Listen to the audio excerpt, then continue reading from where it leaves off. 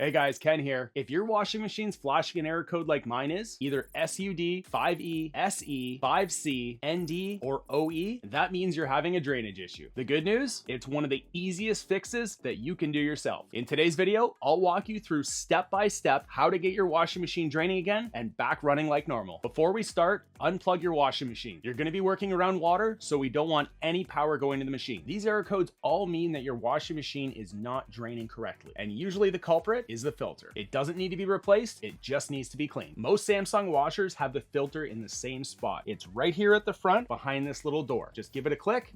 That's your filter. But depending on the model, it could be inside the drum, behind a small cover by the agitator, or tucked away at the back of the machine, right by the drain hose connection. If you're not sure, you can check your manual, but most front load Samsungs have the filter right at the front. Now, before you go twisting the filter out, you're gonna wanna grab a shallow Tupperware container or some sort of pan, because we have to drain all the water that's stuck in the machine, and you don't want it going all over the floor. Depending on how much water's still left in your machine, you may need to empty this a few times. When you get in close here, you're gonna see a small hose. Unhook this from the clip and place your Tupperware container right beside it. Now we're gonna pull this cap off the hose. I'm gonna use a pair of pliers because it is kind of tight.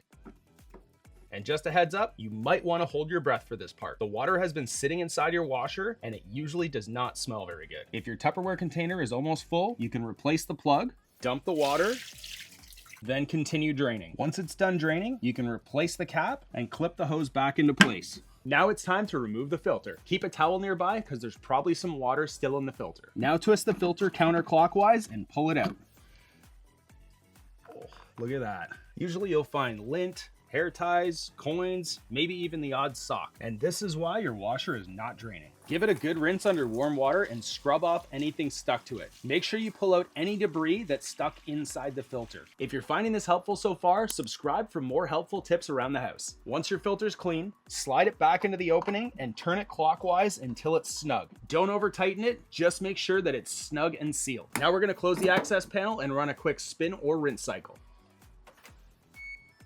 If the error codes are gone and it drains like it should, you're back in business. But if the error codes persist, you may have another problem. You could have a kinked or clogged drain hose at the back of your washer, or even a blocked drain line where the hose drains into. And not very common, but you could have an issue with your drain pump. If you clean your filter out every month or two, you'll prevent this from happening again. And if you want to keep your house running smoothly, I put together some free home maintenance checklists that you can get in the description below. Don't forget to subscribe, and I'll see you in the next one.